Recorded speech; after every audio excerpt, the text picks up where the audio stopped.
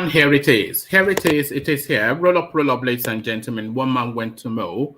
Here it is. It is here.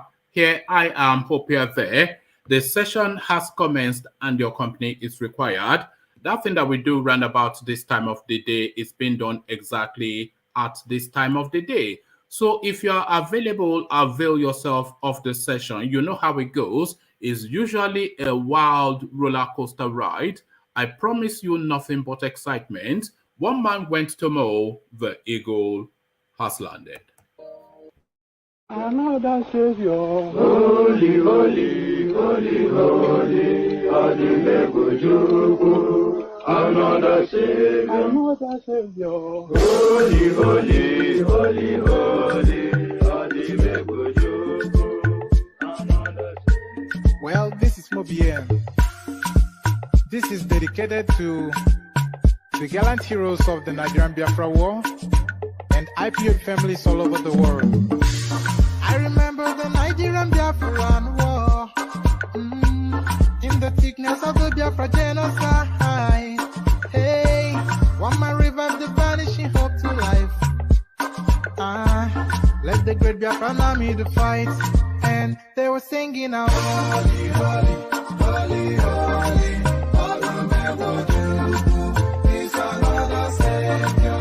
They were singing out, holy, holy, holy, holy,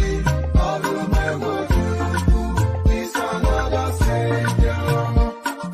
Holy, holy, holy, holy, is another Savior. Many years after the genocide, whoa, yet another great leader has risen up now. Oh, and he's leading the Biafrans to victory. In your madika, yabika kokwanam no wow. Hey, anamekele mazuche mefo. Manemo, it's an honor having you on board. When I'm singing along, holy, holy, holy, holy. It's another Savior. Sing along, holy, holy, holy, holy.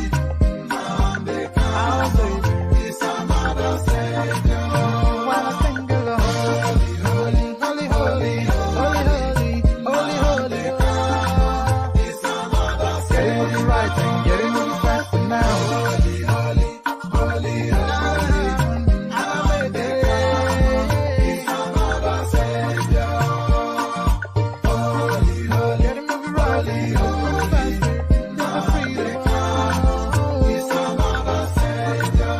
Never freedom. Holy, holy, holy, holy.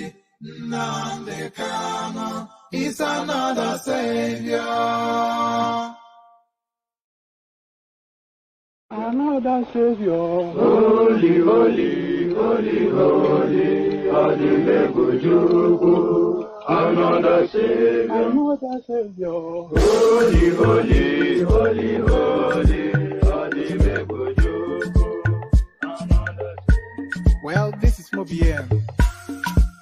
This is dedicated to the gallant heroes of the Nigerian Biafra War and IPOB families all over the world. I remember the Nigerian Biafran War, in the thickness of the Biafra genocide. Hey, one man revived the vanishing hope to life.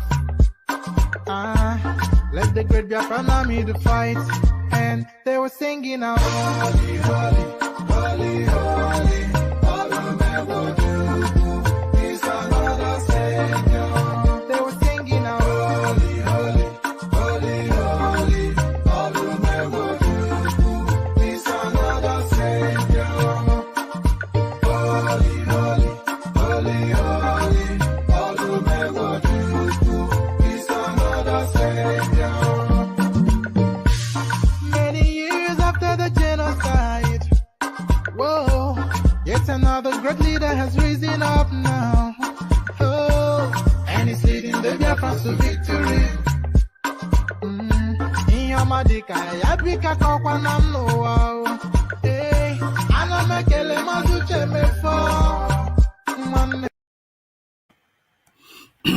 And there it is right there. Holy, holy, holy, holy. The Yam singers from the East. So, holy, holy, as guys, I bring you this. Igbo presidency will make no difference if the candidate is not the right person. Omoyele Sowore recoiling against the ethnic tonality of the politics of the East. So forget Igbo presidency, according to the man from the Delta region, Igbo presidency will make no difference if the candidate is not the right person. A headline attributed to the activist and rascal, the thorn in the flesh of the Buhari administration, Omoyele Sowore. So from that to this, 2023, Buhari's alleged plan for Southwest presidential aspirants revealed. So I'm not quite sure what the plan is, but almost certainly treachery. Only two players really in the Southwest in the APC configuration. So if it's coming to Yoruba land, then it's either going to the Jagaban or of GBT or the conman from Ikene. So it's one of the two. Those are the choices that Buhari has to make in Yoruba land. But is it a plague on both their houses, from their Boki, from Daura? So you have to wait a moment to find out. But to tease again, 2023, Buhari's alleged plan for Southwest presidential aspirants revealed. So we found out exactly what the MALLAM has planned for the Yorubas. Terrorists release another photograph of abducted Kaduna to Abuja passengers. So it's the constant reminding, of course. And what really jars the senses is the female complement of the captured people.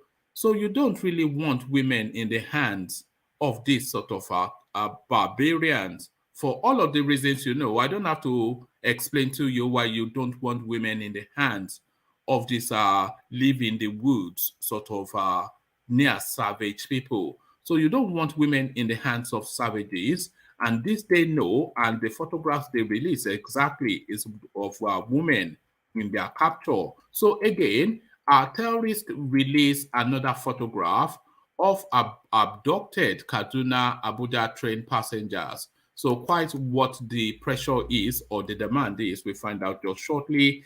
This now intriguing. You recall we saw that video clip of Atiku Abubakar having this secret meeting with Mia Malabuni and Abubakar Malami and Lawan, Ahmed Lawan, all the big wigs of the APC. Just about 2-3 months ago, we saw that video. So now a photograph released. Presidency, 2023 presidency, Buhari Governor Tambuwal in closed door meeting. So Buhari Tambuwal in closed door meeting, there is nothing at all that puts them together. Their politics is different, their party is different. The only unifier, of course, is ethnicity, both Fulani men. So the Fulani strategy now is cross-party. Anything and everything, Fulani first, then we decide later. So this seems to be the meeting that Atiku Abubakar was having with Amir Malabuni, and now Governor Tambuwal is having with Mallam Buhari. 2023 presidency, Buhari, Governor Tambuwal in closed door meeting. So quite what went down there. Hopefully the readout will shed more light on that. Now we may or may not, certainly probably will not land on this, but oh no, actually I forgot this headline. So let me bring you this headline instead of the one I was about to bring you. So 2023, don't let Buhari rubbish your integrity. He's only deceiving you. Pa ADEBANJO to the whiskey lover from the creeks. Good luck, Jonathan. So there it is right there. Good luck, Jonathan, of course, is about to be played yet again. He never learns, of course. We've all met girls like Good luck, Jonathan. So that is the menu. Lean back, kick back, then take it easy. Relax into it. Click on the like button, of course. Oh, have I got a... You know when you look into these cameras, you see all manners of gremlins on your own face. So lean back, kick back, take it easy, and just relax into it. Click on the like button, of course. Click on the subscribe button as well. We keep pushing that every single day.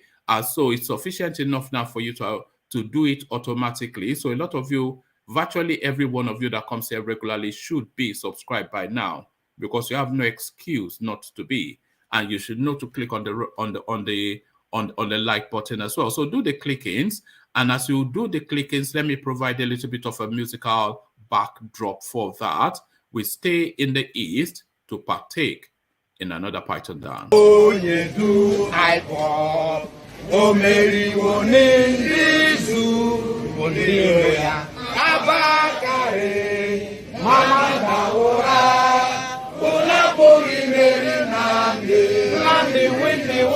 Python dance 1, Python dance 2, now Python dance 3. Una boli Mary Nandi win the war. Python dance 1, Python dance 2, now Python dance 3. Una boli Mary Nandi go onye do I fall. O Mary wone nizu ngiro ya abakare. Mamanda ora, una buri meri Nandi win the war. Python dance 1, Python dance 2, now Python dance 3. Una buri meri Nandi win the war. Python dance 1, Python dance 2, now Python dance 3. Una buri meri Nandi win the war. Python dance 1, Python dance 2, now Python dance 3. Una buri meri Nandi win the war. Python dance 1, Python dance 2, now Python dance 3. Una buri meri Nandi win the war. Python dance 1, Python dance 2, now Python dance 3. Una buri meri Nandi. And there it is right there. Nnamdi wins the war. They continue to insist in the East. So, pardon me. Nnamdi wins the war. As guys, I bring you this. Igbo presidency will make no difference if candidate is not the right person. A headline attributed to the rascal from the Creeks, Omoyele Sowore. Human rights activist and presidential aspirant Omoyele Sowore has reacted to calls for zoning the 2023 presidency to a candidate from the Igbo tribe of Nigeria. Sowore, who appeared on Arise TV on Tuesday morning, said zoning the presidency to the Southeast region would make no difference if the candidate elected on that basis was not the right candidate. He argued that the presidency should rather go to the geographical area or intellectual area known for competence and great character. So quite what that means is let's read that again, because that is quite a specificity in what is just said. He argued that the presidency should go to the geographical area or intellectual area known for competence and great character. So what does that mean? Where is the geographical area or intellectual area known for competence and great character? So you'd expect him to say that it should go to the best person, but then he specifically mentioned geographical area and intellectual area. So how do you unpick that? There have been calls in different quarters for Igbo presidency. Some of the supporters of the idea had explained that it was ideal a presidential candidate emerges from that part of the country to lay to rest the permanent feeling of disenfranchisement amongst the Igbos. Reacting, Sowore said the decision to zone the presidency to a certain region was undemocratic, adding that some of the people of the region were not even interested in who becomes the next president, but rather achieving their own nation. He said, an Igbo man becoming the president will not make a difference if he is not the right person to lead. Each time there is an election cycle, the political elites in Nigeria who make this decision, which is undemocratic, will throw a bone at the Nigerian people And their sing-song this time around is that they want an Igbo man to become the president. It is not a decision that was taken with consent and the affirmation of the Nigerian people. If you go to Igbo land today, they are not even interested in the elections. How do you tell IPOB members that it is their turn to be president when they are agitating for a referendum and self-determination? Nobody went to the Yorubas to say who they want. Nobody went to Nigerians. All Nigerians are entitled to good governance and progress. An Igbo man becoming the president will not make a difference if it's not the right person to lead. We should zone the presidency to the geographical area or intellectual area known as competence and character. So it's known as competence and character, not known for competence and character. So that is really that little verbiage right there makes a lot of difference to the interpretation of it. It is a very decisive. It is a very divisive strategy to make people believe that if you bring an Igbo president, suddenly Nigeria will become El Dorado. So there it is right there. Sowore throwing the entirety of the idea of an Igbo presidency into the bin. The standard go-to argument, you cannot, and Sowore even said it, and we say it all the time on this platform as well, you cannot just yesterday be fighting fervently, vociferously for your own separate nation, and then when a little window opens, suddenly you come back to say you want to be president. So which is it? Do you want your Biafra nation, which you have been pushing for 50 odd years, but now that a window opens now, do you want to be a Nigerian president? How does the two match is the thing, and that is the narrative of the East. 2023, Buhari's alleged plan for the Southwest presidential aspirants revealed. The leader of the pan-Yoruba socio-political group Afenifere, Chief Ayo ADEBANJO, on Monday alleged President Muhammad Buhari has a plan against the Southwest region of the country. Correspondents understand that Southern and Middle Belt leaders met in Abuja yesterday to deliberate on the issues of zoning the 2023 presidential election. At the meeting, the political bigwigs and elder statesmen reiterated their call for power shift. At the meeting, the political bigwigs and elder statesmen reiterated their call for power shift in the southeast, so that should be to the southeast, saying that all the other zones have taken their turns at the presidency. When it was his turn to speak, ADEBANJO accused President Buhari of insincerity by giving a green light to his Vice President Yemi Osinbajo and National Leader of the All Progressive Congress APC, Bola Tinubu, amongst others in the Southwest. He said the former President Goodluck Jonathan has also been dragged into the mud when he acknowledged his interest to join the 2023 presidential race. The Afenifere leader said Buhari knows the right thing to do, but has chosen to cause division amongst Southwest politicians and also playing dumb to the fact that the Southeast are ripe to lead the country. ADEBANJO recalled how he told Bola Tinubu not to put his trust in President Buhari, as the latter would never support such ambition. He said, "We all know the truth. They don't want the Southeast. It is not because they don't know what is right. I only like to point to the fact that they are just deceiving you.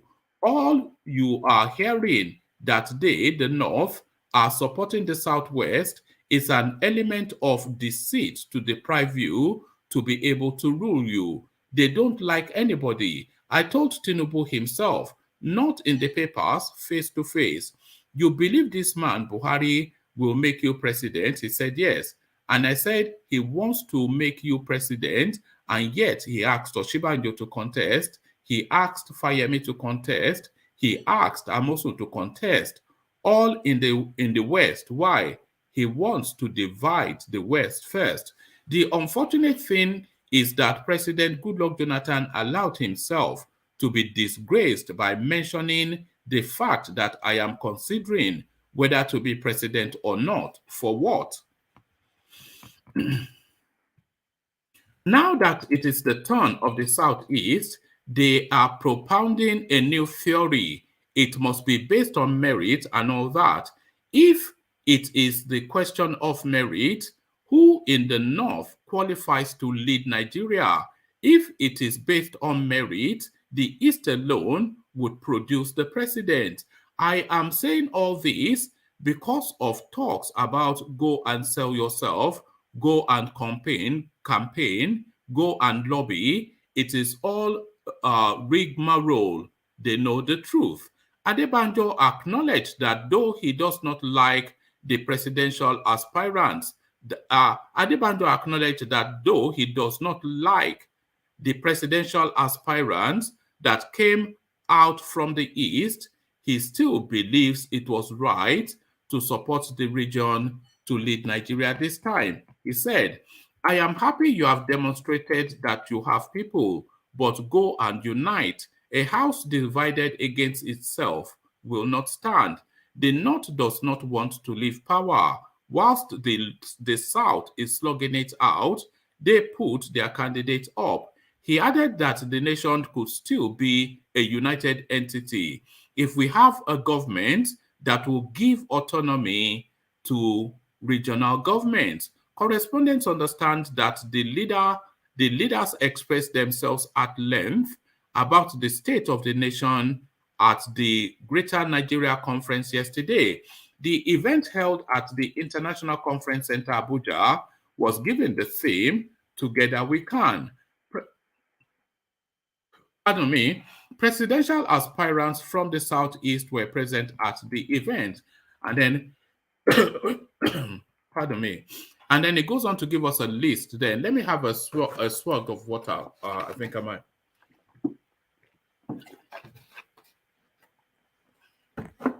And then it goes on to give us then a list of the people that were present at that event. So I'm not sure that there's too much disagreement to what Adebanjo has to say. Terrorists released another photograph of abducted Kaduna Abuja train passengers.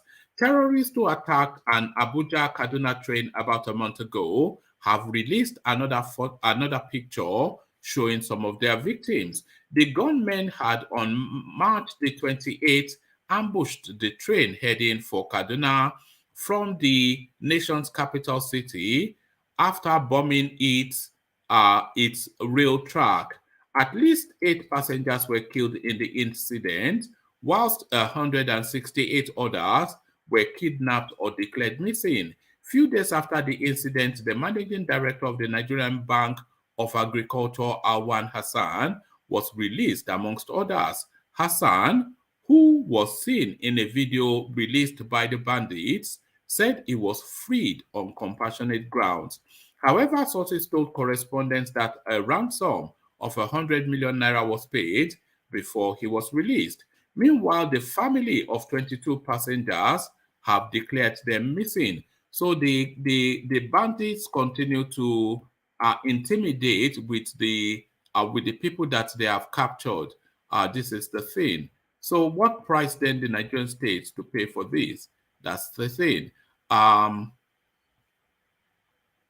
So on from that and on to the next. 2023 presidency, Buhari Governor Tambuwal in closed-door meeting. President Mohamed Buhari and Sokoto State Governor Aminu Tambuwal have met behind closed doors at the presidential villa in Abuja. Tambuwal is one of the front runners for the opposition People's Democratic Party PDP presidential ticket. The meeting with Buhari is coming days after the PDP's consensus arrangement structure for 4 northern presidential aspirants hit the rock. The PDP presidential aspirants involved in the arrangement include Tambuwal, His Bauchi counterpart, Governor Bala Mohammed, former Senate President Bukola Saraki, and former Managing Director of FB International Bank, Mohammed Hayatuddin. Only on April the 10th, Tambuwal had said Buhari and his political party, All Progressive Congress APC, had turned Nigeria into an ungovernable state since they took over power in 2015. He had stated this in Yenagoa, the Bayelsa state capital, adding that Nigeria was directionless with no leadership at the center. Tambuwal, who is also the chairman of the PDP Governors Forum, further said that the current situation in the country made most Nigerians feel there was no government. So there it is right there. But to the dark politics he knows was the act of governance completely and utterly beyond him. So there it is right there. So now on to this one. 2023, I think we may well have been, we may well have captured the most of the content of this in another readout, but let's just read it anyway. 2023, don't let Buhari rubbish your integrity. He is only deceiving you, ADEBANJO tells Jonathan. Leader of Apex Pan-Yoruba Social Political Group, Afenifere Ayo ADEBANJO, has warned former President Goodluck Jonathan not to allow himself be rubbished by those clamoring for him to contest the presidency in 2023 on the platform of the ruling All Progressive Congress APC, insisting he is only being deceived by Mohammed Buhari. Pa Adebanjo, who gave this warning at the Greater Nigeria Conference held in Abuja on Monday, said the respect Jonathan has garnered from Nigerians and the rest of the world will be totally rubbished if he allows himself to be used by Buhari and the APC, who only want to use and dump him. While speaking at the event organized by the Igbo think tank group to drum up support for Igbo Presidency in 2023, Pa Adebanjo said whilst those in charge of Nigeria's political future know the right thing to do, they, however, do not want the Southeast to lead the country. He also chastised Jonathan for even allowing the rumor of his purported presidential interest to linger, saying he had allowed himself to be disgraced by coming out to say he was even considering whether or not to enter the contest for 2023. The unfortunate thing is that President Goodluck Jonathan allowed himself to be disgraced by mentioning the fact that I am considering whether to be president or not. For what? Pa Adebanjo wondered. Buhari is only deceiving him, and if he's not careful, he will have his integrity rubbished. I have even told Tinubu himself, not in the papers face to face, you believe this man will make you president? He said, yes. I said, he wants to make you president, and yet he asked, so I think we've read all these. So there it is right there. An endorsement of the Southeast by Pa Adebanjo and a warning to Tinubu, etc., and Goodluck Jonathan et al., that they're about to be used and dumped. So to all of that, and to Solly, good to see you. Are you there? Hello. Yeah, good to have you. So there is Solly. So to it then, the warning of Pa Adebanjo to Goodluck Jonathan, so even Goodluck Jonathan coming out to say that he's giving it consideration, has that already taken away somewhat from his sheen as an elder statesman and an ex-president? Is he already somewhat diminished just by even saying that he's giving it consideration? It's money now. One man. The man has not forgotten how much he saw in that vault and could have taken. He's just coming back to take his money. It's simple as that. Somebody going from PDP to APC. The party that did worse. You are coming from a party that didn't do that good to a party that did worse. For what? Is he coming to say? It's for the party intention. Even if he comes back, he's just coming to save the image of the party. Plain and simple. You can't hit on the party because you can't hit on good luck. Since you keep saying that the country was better when good luck had it. It's just a slick political move. But good luck if he wants the money, he'll go for it. So if he goes for it, we know what kind of person he is. He doesn't But care about. if he goes for it and he doesn't get it, and there's a good chance that he might not get it, the ticket, does that damage him permanently? Nigeria, nothing damages them permanently. They are looking at money. Even the people. Do you understand? So maybe outside Nigeria there will be some sense of shame, but in Nigeria they don't have shame. So it won't damage him politically. They go and their political game is shameless. So there's no damage. To him is risk free. And why are they even calling him if they are not going to be able to guarantee him the space? You see, the only way they can guarantee him is if they present him as a consensus candidate. And and to present him as a consensus candidate will be to have the rest of the field step down. I don't think, if everybody else steps down, I don't think Tinubu will step down. So he will have to go into the field to fight it out. So then that would then test that party's loyalty. Are you going to abandon Tinubu, who formed that party and has built it up to today, to go with Goodluck Jonathan, who was your number one enemy just as early as 2015? So he has to go to the primaries now, but then what would APC do at the primaries to Tinubu is the question. So Do you think they can force Tinubu to step down? I think they will want to use corruption. Because you remember during the 2019 run-up especially, that they were arresting Atiku's friends and family, throwing them in jail and sending EFCC to his office. So I think they will want to use corruption to try and intimidate him and use that. They use it to attack his family. They will go and reopen Alpha, Beta, and all, so a lot of that, they will use a lot of that to try and intimidate him. But will he buckle is the thing. He will buckle. Because Atiku did not buckle, but he Tinubu will buckle. Tinubu will buckle. They can carry that. He will buckle because he didn't cover up his tracks because Nigeria. But he will buckle. But all this thing will just lead to separation of the country. At the end of the day, there's no how they can do it. If they don't give some certain Yoruba people some position, especially people like Tinubu, it's better for him to contest and lose than for you to just forcefully push him out. Yoruba nation may be the first nation to come out of Nigeria just because of all these things. We were a nation before all this. We had structure, we had plan. We know who we are and where we are. We know where we stand. If they don't give it to Tinubu and they don't give it to Yemi Osinbajo, it will be interesting to see how the Yorubas are positioned after that. End. That's the end. We will even have secession before Biafra, because Biafra, they just made it. It's something brand new. They are still even fighting who is going to be inside and who is going to be outside. I don't think Yoruba nation will have all these kind of problems. It will be something that can be done very swiftly.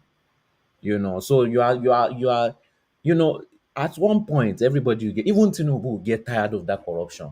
Do you understand? So because there's nothing for anybody to gain in that country if they do all this. So they've put themselves in a tight corner where we'll see it, where tribe, pride, and what's the name of this thing that Buhari is doing that is bringing all his fellow tribesmen? Fulanization. No, not Fulanization. Nepotism. This is where we will see it all play out. Is it going to be pushed forward ahead of the best interest of the country? Is their decision. What will decision with Buhari make? That's what we are still waiting for. If APC does not give their presidential ticket to a Yoruba person, it'll be difficult. There'll be difficulties. I say one man is the end. That'll be the end of everything. That'll be If the they end of everything. if they don't give it to Tinubu, it'll be tough. But if they don't give it to a Yoruba man at all, Yes.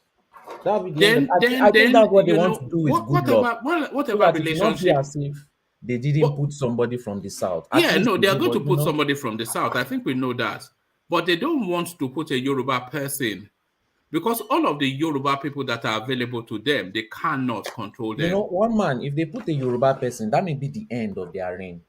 Yeah, no, I mean, Especially if the Yoruba person does a good job. the Yoruba person will do a good job. Will do, I No, mean, no, no, no. of One course man, now. there's a good job and there's a good job. There's Nigerian standard and there's No, that Lagos can be a inspired. Yoruba a Yoruba person. There's only two things that a Yoruba president will ever do in Nigeria: a good job or a great job. They are Yes. never going to do a bad job. If he does a Ever, it's great not going job, to happen. So if he it's does a either a great good job, job or a great job. But the only thing that a northerner would ever do as Nigerian president is a bad job, because we've had it all the way to Shagari, a bad job, Babangida, a bad Abacha, job, Abacha, Abacha, Abacha made he the. did I a was good job. clearing Is the that what debt you're of the saying? country now. He did what? He was clearing the debt of the country. What debt? The guy was under sanction all the way through. Well, I heard the debt of the country He reduced didn't during his do time. any, he didn't clear any debt. The person that cleared the debt was Obasanjo. So One there's only man, two good governance we've had in Nigeria, and that was Obasanjo and Goodluck Jonathan. The one rest of man, them have been terrible. one man. They just kill and steal. One man, one just a simple thing that can bring Nigeria out of economic, at least let the naira appreciate is can't we exchange our oil for like gold or not even gold, tools that we can use to build our infrastructure? Look at that, trade by barter. Look at this guy. Yes, trade by barter because Are you all doing it, right? this system is not working Eh? well. Or they pay us in naira. Mm, Simple as that. You mm. can't keep on devaluing our currency with your loans that you're giving to us all the time because you want to devalue the currency and not They are allow us not to the have an ones. edge. You know what's devaluing? Do you know what values or devalues the currency? You know that it's market forces. It's just a simple matter of demand and supply. Oh. It's One because they've man, not. infrastructure to ads also. Yes, that's it. It's because they've not developed the country enough to support the naira. It's the economy that will support the naira now. And like you said, infrastructure, development, safety, business, all of these things, they are all built into the value of that. If So not for what? Yoruba states, that country would have been dead. Well, this is the thing now, but they don't want to give you presidency. The whole country will be dead because the only thing that is keeping lights there is what else do they know Nigeria for? What else is where else can they do business easily? Where else can they it's like the only place or area they anyway sure, it's So just a lot of the narrative, Solly, is around really the ethnic. This is the most ethnic elections that we've ever yet had in Nigeria. it's a good thing. 2023 is all about ethnicity, nothing else. It's just the most ethnic. It's a good Yeah, thing. yeah. But Let's see where everyone really stands. mm, You but can't hide it anymore after 2023. yes, and we've never been this ethnically divided, but now everybody is ethnically divided now. One man, I've never had the need to even think about tribe. Mm, I hear some people on this platform saying, "Oh, maybe it's my parents that used to talk like." If I ever spoke like this, they would stop me. Do you understand? mm. Ethnicity is brought by all the other tribes. With an Hausa man, he will not really show it or talk about it, or but you would notice it. Everybody can respectably afford their own. I didn't even know I had Yoruba people used to eat pepper. I didn't know all these kind of things. I was just enjoying my life as a Yoruba man. I barely thought of myself as a Yoruba man. I barely, I just saw myself as a black man, a black Nigerian. Simple as that. But in the East, they are really about tribe. And I don't think you are going to take that thing away from them. Is it a good thing? They can find a way to make it good. Is it a bad thing? We don't know. But you can't live peacefully with that mindset with a lot of people. If something bad happens, it will always be heightened. Can you rule? Can you rule with that mindset? You cannot. It will always end up in civil war or some kind of war. Okay. Let me take you to the Sowore space, Solly, and because suddenly it's come just very quickly in just a short space, a real push now for that Igbo narrative. So Sowore was at the Arise TV studios, and they put this to him that Igbo and the Igbo that morally is it the turn of the Igbos. I'm assuming that was how the question was phrased. But his comeback to it was that, look, you cannot. It says Igbo presidency will make no difference if the candidate is not the right person. So that already you can't disagree with that. But then is he suggesting that they don't have sufficient enough to produce somebody that can be president in the East? That's one thing. And then went on to say that if you go to the streets in the East, their interest is not even so much in the presidency. Their agitation is for referendum and subsequently a separation. So you cannot, in the one instance, be pushing so hard to break away from the country. And then when a little window opens, you suddenly come back then and want to moralize and guilt trip people into handing you the country. I mean, Oh how man, does that's the it thing go? I hate the most. Yeah. That guilt trip is very Yeah. annoying because you cannot shake the mind of a Yoruba man like that. You know. Is that the babes again? No, Which one is no, that? Is that Monica? Look at this guy. that's Go on, funny. go on and take your call. No, no, no. It's Yeah. okay. It's okay. It's okay. Yes. So, what was I talking about? No, it's this Yes, double that guilt trip. double You dipping that can't the win a East want Yoruba to man's do. heart Yeah. with guilt trip. That's the end. That's when you just turn them off because that's when they will start using logic. Why use guilt trip? Me and self, I want to understand. But okay, they want to win. It's just like example. They want to win Champions League, but they've not brought the team to win it. They've not brought the manager. They just believe that okay, since everybody in the league has won, me too, it's my turn to win. You are not well prepared. You came in late with your party representatives. Even your party representatives, you are not ready to most Yoruba people are just looking for a Yoruba man, but they are so picky. Oh, if it's not Peter Obi, we don't want Wike. So there's no unity. That's why that Biafra is so hard to But form. are we being somewhat hypocritical in our criticism of the East?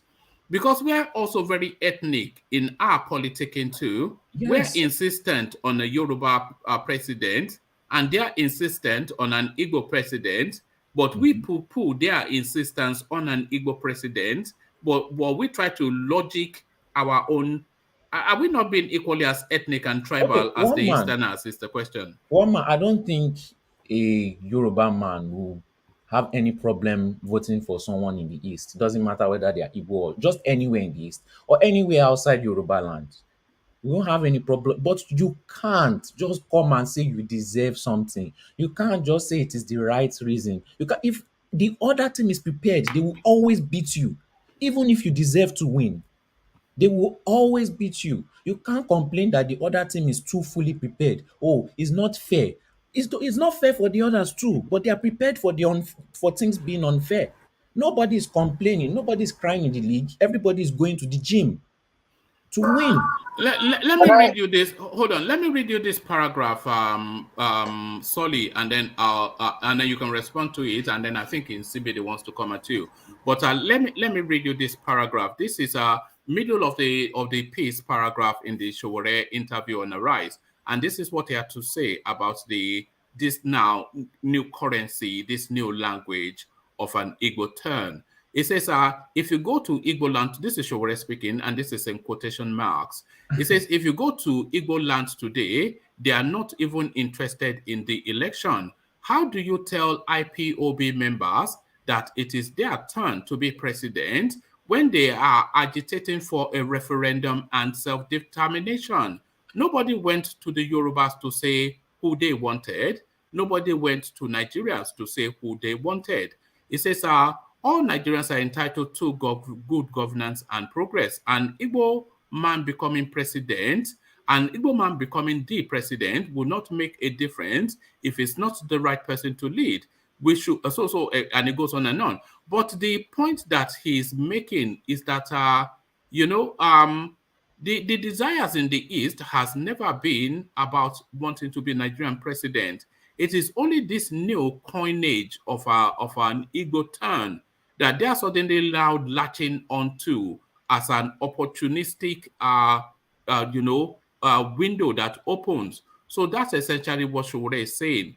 And it's also saying that nobody went to the Yorubas to say who they wanted, and nobody went to Nigerians to say who they wanted. So that to me is telling us that this rather is a pecuniary interest, particular and peculiar to the southeast. So they are drumming that bit of turn, but that's not nobody essentially went to the Yorubas to say, do you consider it to be the Igbo's turn, and by extension the whole of Nigeria? And IPOB is not even interested. So what is this now new coinage? So what are you making of what Sowore has to say? One man, I don't think you understood what I was trying to say before, but it answers this question. So Sowore is saying they want Biafra, right? But now that there's an opportunity to get Igbo presidency, they are just using that opportunity, but that's not what they really want. That's what I'm saying too. If they really want Biafra, they should find a candidate that is ready and strong and can beat all these other candidates. If you have a candidate like that, you will win. And that's your candidate can give you referendum and you can get Biafra easily. Simple as that. You can't just want to look for shortcuts to Biafra. Wait, my brother. Can I interject you? Because Yes. you people have been talking for I don't know how long. I've been listening before I came on for almost 30, 40 minutes now. But you see, all these things you people are saying, although it doesn't matter because obviously nobody knows you. But what I'm saying is this: if you're looking at it in that way, that they were shouting Biafra, then all of a sudden, number one, you ask yourself, who are they? Who are they that you're talking about? Is it the same guys that are talking about Biafra that are talking about presidency? No, we're talking about the popular will in the Now East. wait, just wait one man. The guys who are talking about presidency right now, have they ever stopped talking about it? This political class in the East, and also let's say the people, these are not people that have been in IPOB. You know, you're saying it as if some group of IPOB members came out that they want presidency.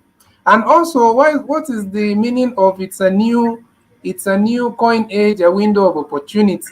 Meanwhile, this is something that Igbos and people from the southeast have been talking about for decades. So That they've why not don't you have a had a strong chance. candidate So, then? what is the meaning of it's a new? Let us not be hypocrites now. Okay, but When you've been talking when about they it for so long. How come you don't wait, have a strong it's not candidate? personal. I'm still talking. I'm saying let us. I did not say let you. That's why I say let us not be hypocrite. Now, when what happened to, although you're not speaking for Yoruba, that's why sometimes I don't want to respond because it will make it look as if I'm attacking a Yoruba representative. Meanwhile, you're not even speaking for three people in Yoruba land. But How do you know? I'm what speaking I'm trying for to say is 50%.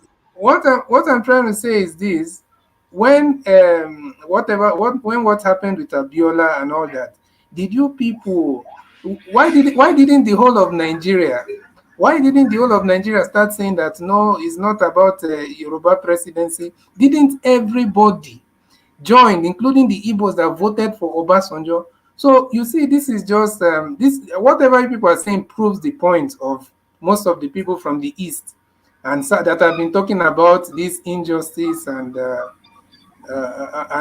just the gang up. But it just proves their point. I'm not coming at you because I'm not even No, considering. we're having a conversation, so it's nothing personal. So, No, but it's yeah. clearly a biased and unreasonable argument you people are making. Okay. So let's interrogate it if it is biased and unreasonable. So you are saying that there's always been a subsisting narrative of Igbos being marginalized and wanting their turn at For the decades. presidency for Yes, decades. You said that, but yes. you are an honest man. Which narrative dominated the the headlines, the airwaves in the East for the last 6 years, 7 years, etc.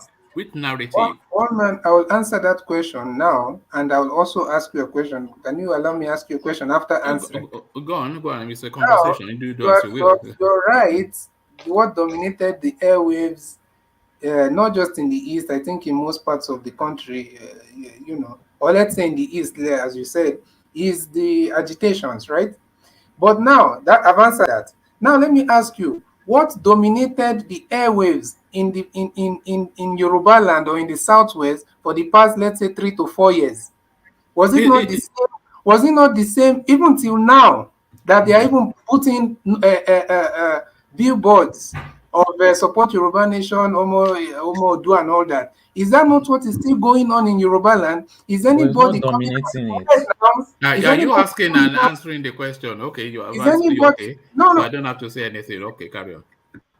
Yeah, but at least you get my point, because if it's, I don't it's get a your fact. point. You ask the question It's and a then fact. you're leading me Your point into the is answer. wrong, though. Your point is wrong. a- You are trying okay. to compare. Let It's me a tell you what you are question. doing. In Yeah. It's a CBD, let me question, tell you but what you are everybody doing. knows it's a rhetorical question, because everybody knows that is what there's no way you tell me that was not what dominated that. Well, I don't have to tell you because you know it wasn't. You know it wasn't. Okay, sorry, it was what, one man? What dominated? What dominated the airwaves in Yoruba land and by extension the rest of the country was first the bad governance of Buhari, and then the ethnic tonality that started to emerge, and a religious agenda, and It that was was not. it. There was no. The agitation. Sunday Igbo narrative. It came latterly. The Sunday Igbo narrative is not something that's subsisting within. We know when it was birthed, when somebody got killed. When somebody got killed in Ibarapa, and he went there to sack the Seriki, which was about 18 months ago.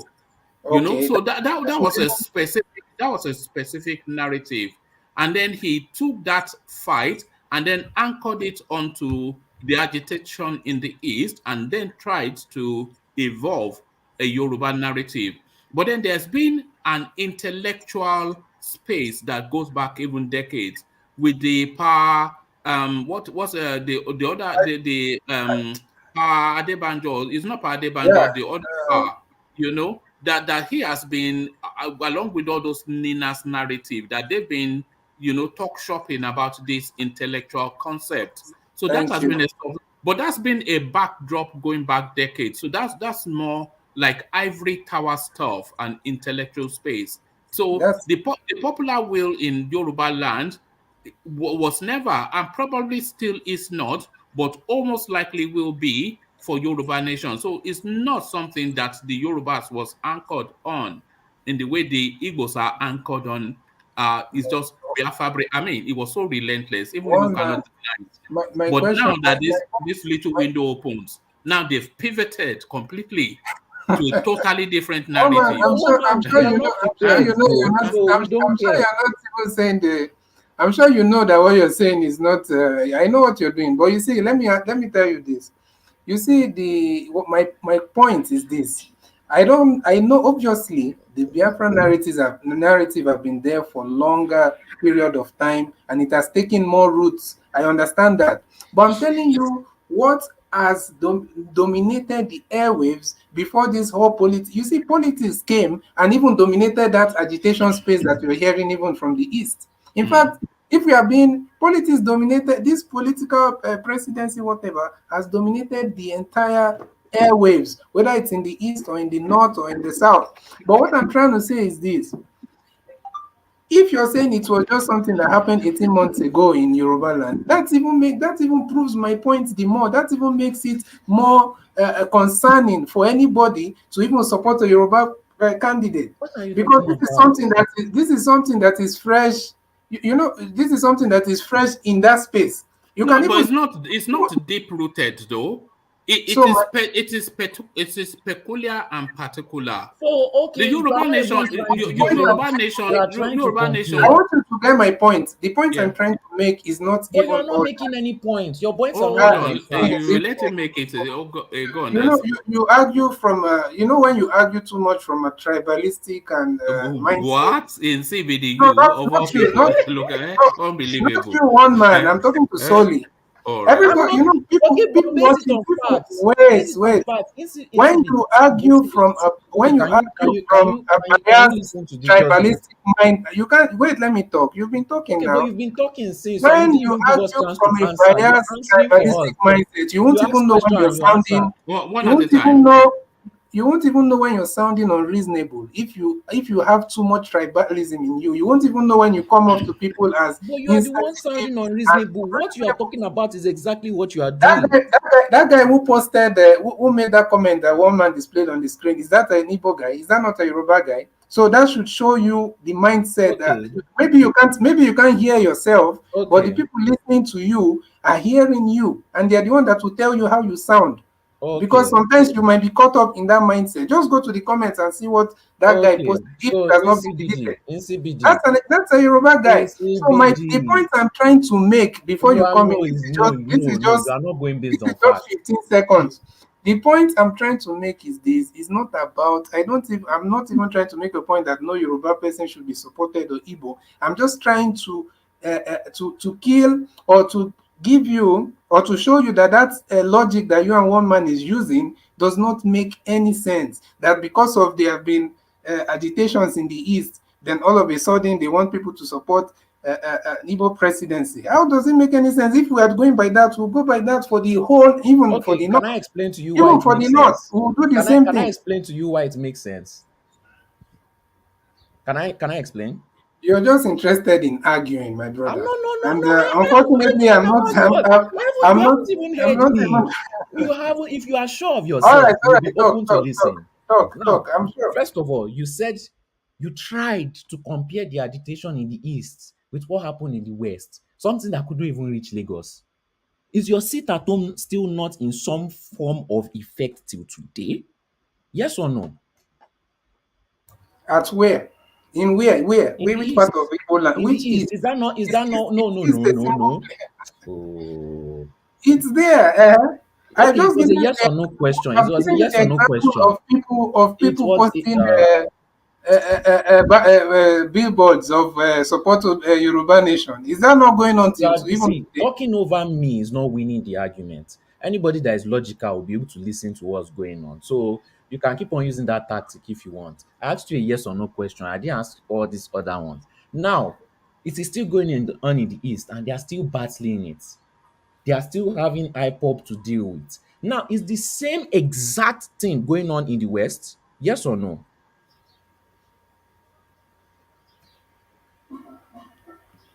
All right. Let me just to break it up a little bit. Let me share this clip that I think yes. Let me share this clip that DOG sent in. So watch this. Hold on. Let me. I think it's quite funny, but let me just refresh it to start. Things are getting better. Oh, all right.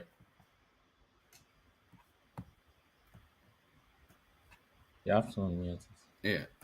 Yeah. He's moving forward. Things are getting better. Jonathan, moving forward. Things getting better. Education, A1. Everything, A1. Nigeria is getting better. Who is he going to hand over the baton to? Jonathan is going forward. Jonathan is going forward. He's going moving. He will get there and he hands over to Buhari. Buhari, where are you going to go? Buhari! Buhari, don't take us back for Buhari. Come back. Buhari! And there it is right there, the Nigerian narrative. So there it is. Buhari reverses everything. But no, this because in CBD, everybody is recoiling now from this because it is built on a shaky foundation that is easily unraveled. So everybody is recoiling from this narrative of Igbo presidency. The Igbos, they've never, as Sowore told us, indicated any interest in a presidency. Referendum. The Yorubas are cowards. The Northerners are savages. Years and years and years. Nothing else that they spoke about in the East. So now this little window of opportunity opens, and the story completely changes. We've not had a squeak. When did we? So when did we last hear Biafra Nation? My question is this one, Simon man. Ekpabi. So now the total story now in the East is a nonsense now. The people talking about IPOB and Biafra, does that count? Do they cover the entire space for even the political class? Because if you are going by that logic, again, no, it's the popular narrative. It's the popular narrative. Is it not the popular narrative? So are you trying to tell me that you okay, yeah, let me agree with you, so that it doesn't you can't disagree no, now because let me agree with you, so it doesn't look like I'm answering question with question. Yes, that's like you said, I never denied that. That was the major news that, or whatever agitation that was going on in the East for most it wasn't people. The news, is the want of the people. I won't say for everybody, I would say for most, for the majority. Yes, that was going on. But what I'm also telling you is that the fact that they had that agitation, does that cover the entire space for even for the political class, or for the let's say the elites or whoever, or for other people that are ordinary citizens? It captures the desire of the people. Does it not?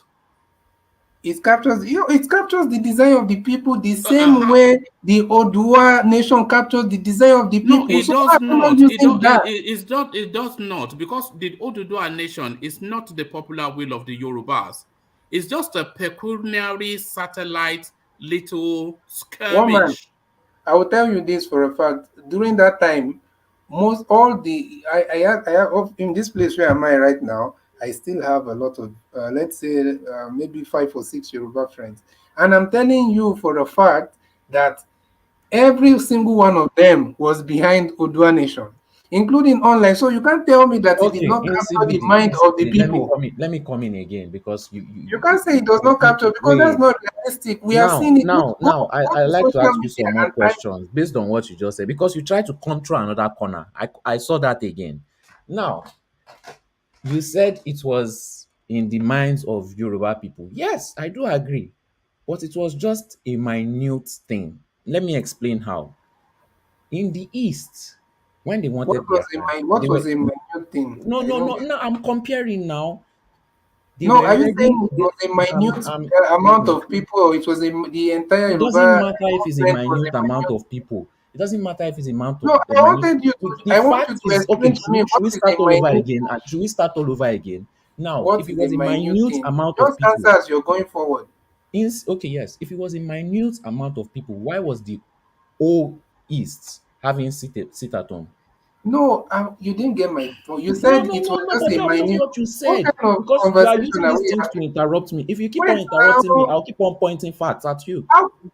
So you said that it was a minute thing among the Yorubas. So I'm asking, what was a minute thing? East, because you keep comparing the East to the West, and I want to show you the difference. No. What I think Solly is saying is that although the Yoruba nation was something that people were aware of, it did not have the traction amongst the Yorubas as the... Not the action, not the violence. It did not have the traction amongst the Yorubas as clearly Biafra agitated. It was an awareness program. All right.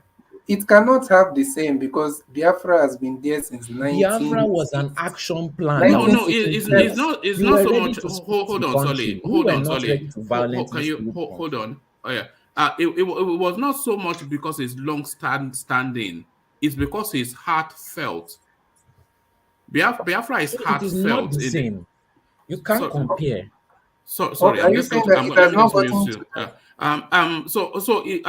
saying that it's not so much that the Biafra has been a longer narrative in the East. It is heartfelt in the East, but it's not heartfelt so much. Like Solly was saying, it's just a peculiar, tiny little soupçon of society. It wasn't the popular will. Yeah, I'm sure you know that the Yorubas are not consumed by Yoruba nation. in the way that the total of the East is consumed by Biafra. One man, are you for a fact saying that you think or you believe that the Yoruba nation agitation is not heartfelt among most Yorubas? I'm only saying what plays out. It is a wish rather than a desire, but in the East is a must. It's a wish rather than a desire. It's not, if it's a must, but in the East is a must. And obviously, you know also that not everyone in the East right now is, even when it was going on, even before this presidential election campaign and everything, it was not everyone in the East that was behind Biafra. But that's not even my point. My point is the same. If Nnamdi Kanu was not caught and he was out, what would have been the will of the East right now? Let's just focus on that. If he was not caught by Nigeria, what would have been the will of the people right now? Because you keep on saying that it's not.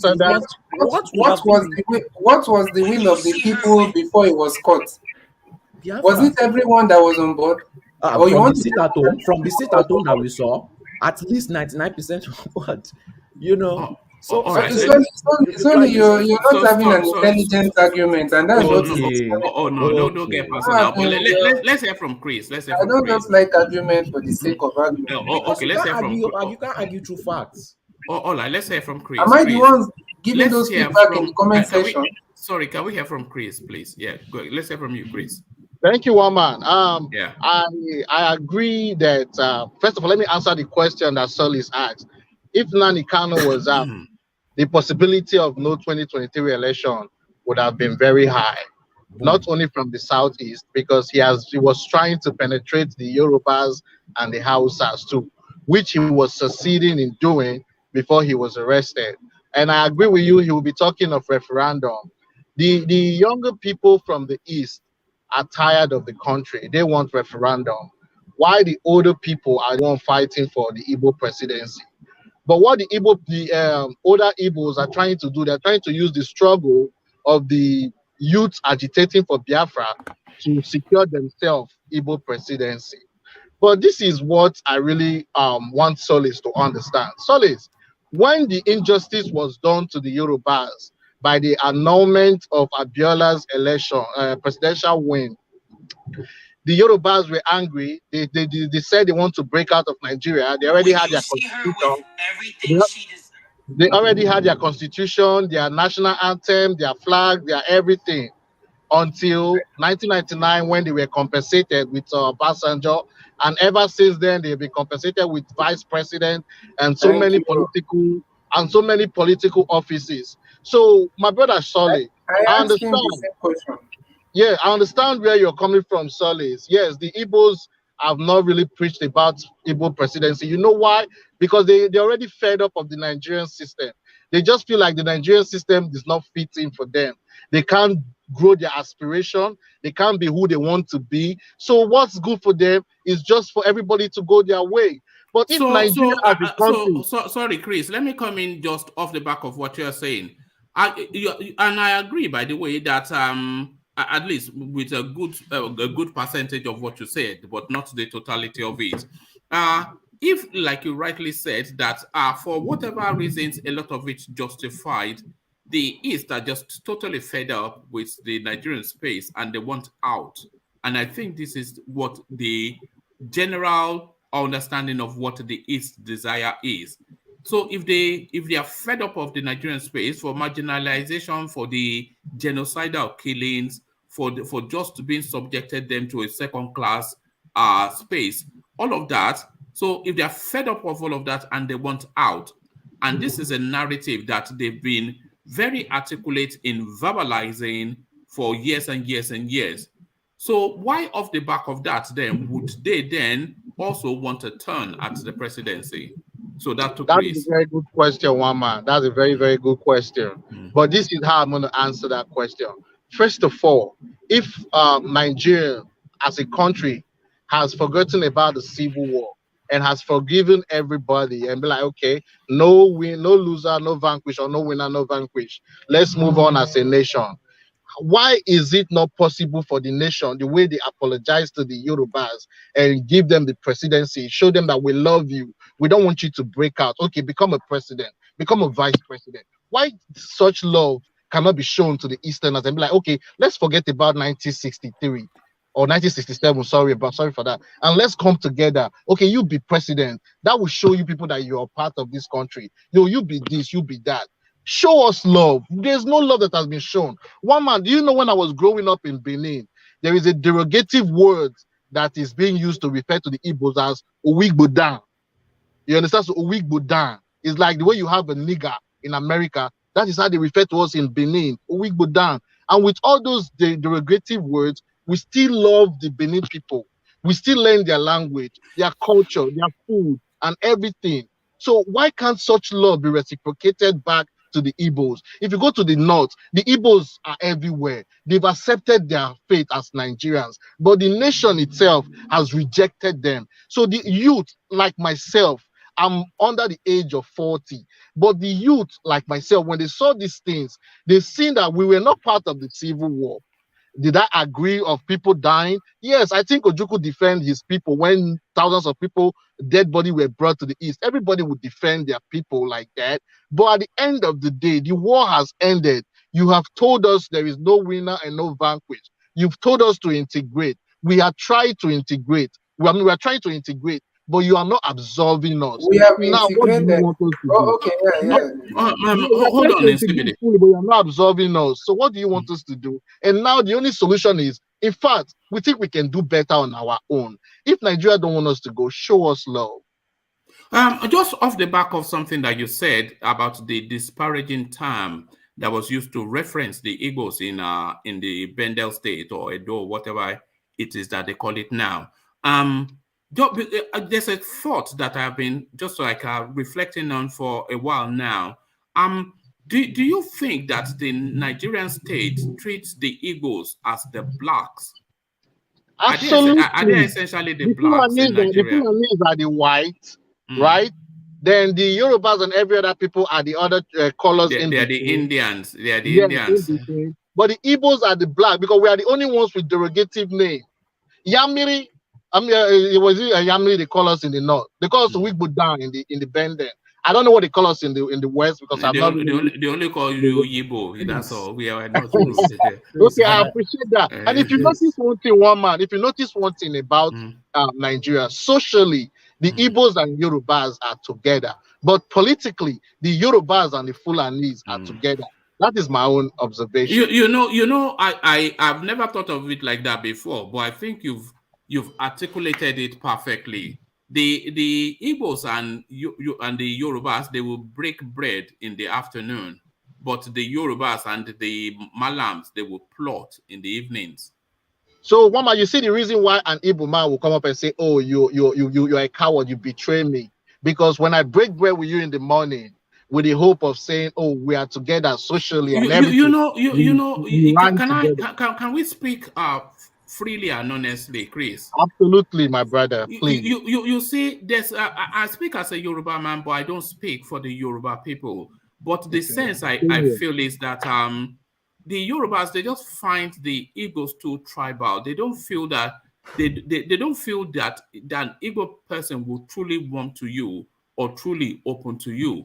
Of course, you will have Igbo friends that you will trust with your life, as you will have Yoruba friends that you will trust with your life. But I'm talking about in broad strokes of cultures. They don't feel that. They feel that there's a certain holding back for reasons of tribe amongst the Igbos.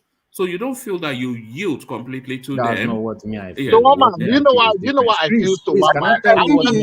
Sorry, can I just answer one more real quick and I'll keep quiet for that to answer to speak, please. Mama, do you know what I feel so? Like I said before, after the 1970 civil war, the Igbos tried to integrate, but the system was not absorbing them. What do? They went to their cocoon. Let me ask you, let me say this, for example. The Igbo man goes to everywhere, the north, they buy land, they build, they do this, they do that. But the other people does not come to the east to buy land. I don't see any Yoruba man that has come to the east to buy land and you tell the Yoruba man, Igbos does not sell land for Yoruba people. In my village, the contractor that built houses for people in my village is a Yoruba man, even though he speaks Igbo like an Igbo man now. but he's a Yoruba man. Everybody in my village, even the house, our house in the village was built by a Yoruba man. I'm from Nzerem, you understand? So from Imo State, a very typical village, right? But it was a Yoruba man that built our family house. You understand what I'm saying? The Igbos are open for people to come in and invest. But this same reason, like the reason why the Benis will call us Owigbo Dan, is the same reason why they don't want to come to our space. It's the same reason the Fulanis don't want to come to our space, the way we are freely in their space. So I think that reason, the reason for that is because when you don't accept me, you make me draw back into my shell. So yeah, So thank you, Wama. Who didn't accept you? The Nigerian state. The Nigerian state, yeah. And how didn't they accept you?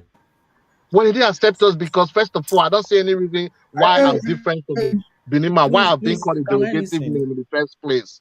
You said what?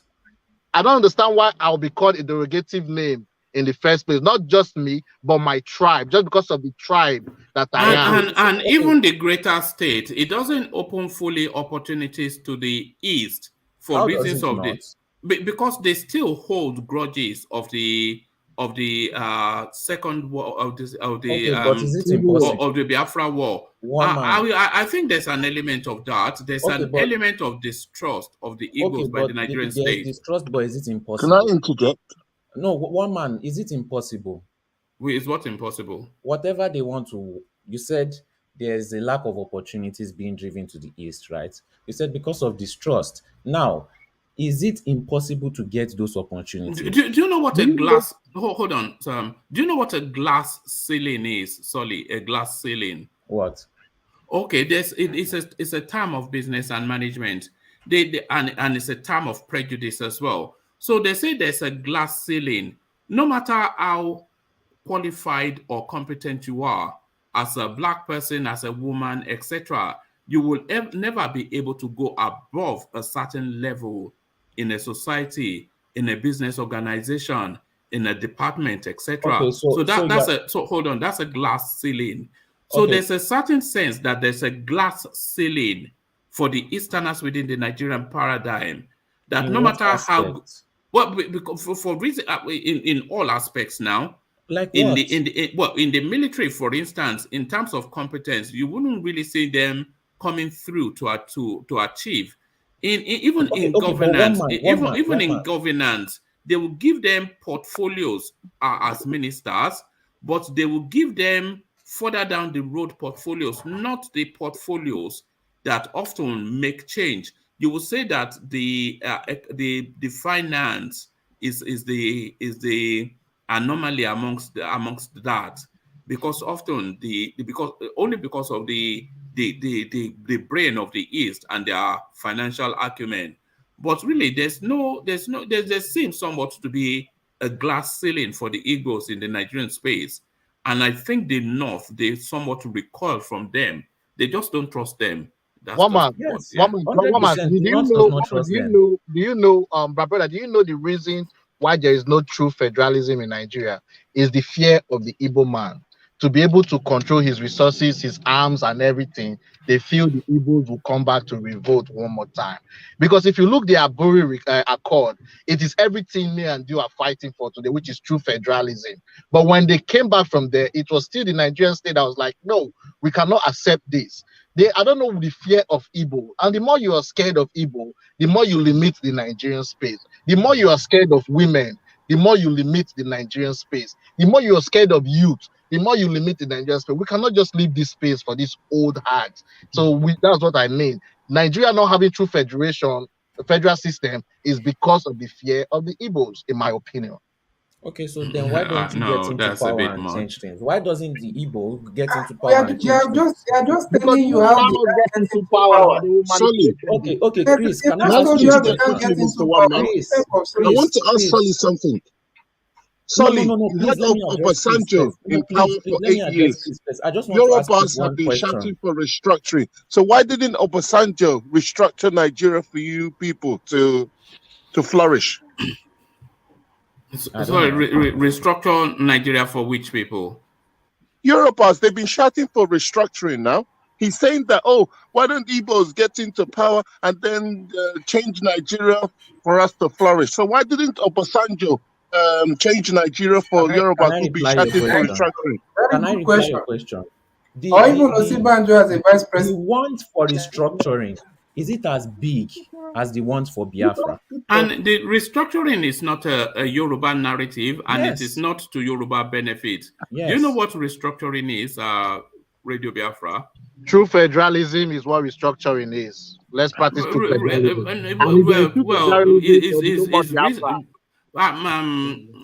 It's really resource control and sub-autonomy.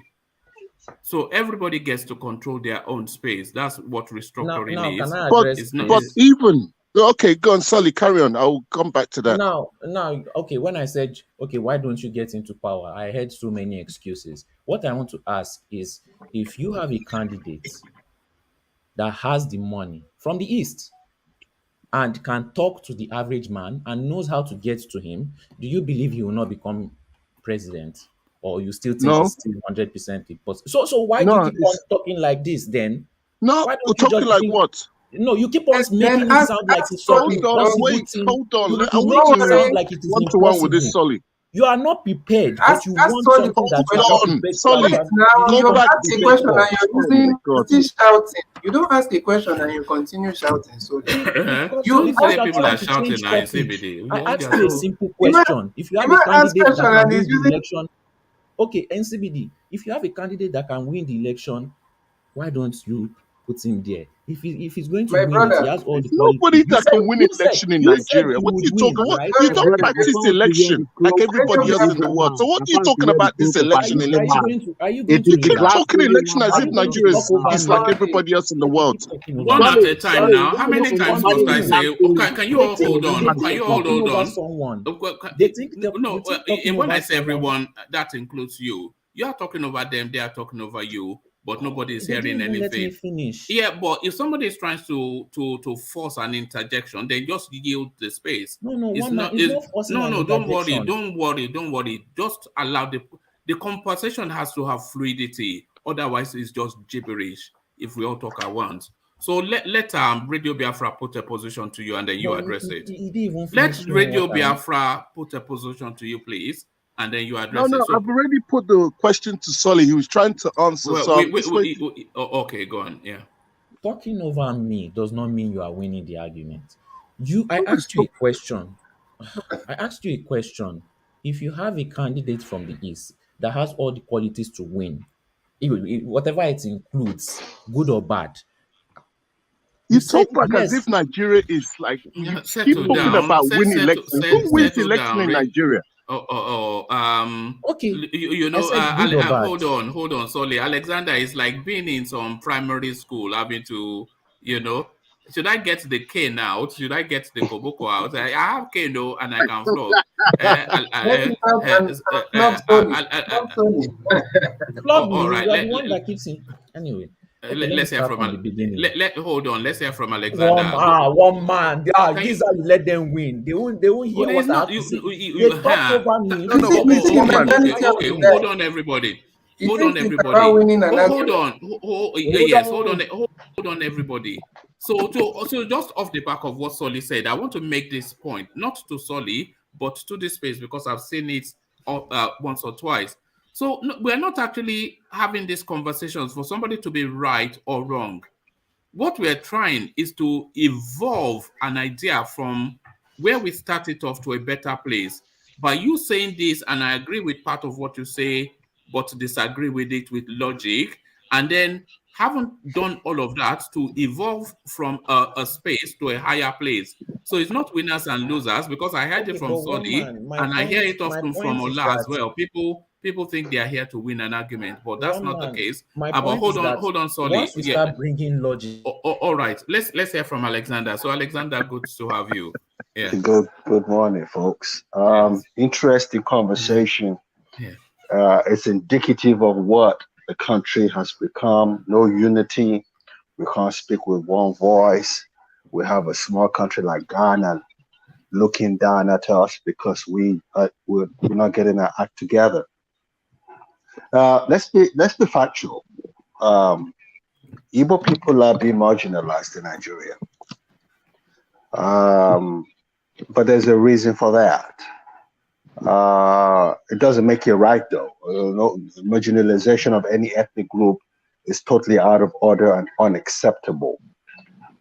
But when it's all said and done, Igbo people are being marginalized. And that's because of the mindset of the average Igbo person, in my opinion, and I'm entitled to one. The Igbo man is strong-willed, is very domineering, is extremely enterprising. So people are naturally reluctant. Maybe it's a chip. Maybe people feel intimidated by the Igbo man. I don't know. I wouldn't say that. Even in Ghana, you see the average Ghanaian trader fighting the Igbo man on the streets of Accra because the Igbo man has taken over the business in Ghana. So that's one of the reasons why. Mr. Gomez, a quick question. Yeah, go ahead, please. All right. Go ahead. You said that Igbos are domineering and all this thing, yeah? Wherever they go, the locals, wherever they find themselves, cannot compete with the Igbos. Your words, not mine, but yes, by implication, that was what I meant. Go ahead. What you're saying, yes? Yeah, I agree. I consent. The Ghanaians cannot compete with the Igbos because they... No, they can't. They can't. Okay. Yeah. All right. But in Nigeria, where they are not allowing enterprising, restructuring, and all this thing that can enable Igbos to succeed, yes? Don't you think it'd be a good idea for Igbos to continue with the agitation to free the homeland from Nigeria, where they can harness this acumen of business and other academics and all this thing, where they can excel better? They're doing that. I mean, when it comes to trade and commerce, the Igbos are the most successful ethnic group in Nigeria. So they're excelling there right now. The only part of the Nigerian setup that they're not is in the day-to-day running of the country. That's where the Igbo man is slightly marginalized. If you put an Igbo man against any ethnic group in Nigeria, 9 times out of 10, when it comes to commerce, they probably would defeat any ethnic group in Nigeria. That's the number one trick of an Igbo. In this, please. Yeah, go ahead. I can hardly hear people are speaking over one another.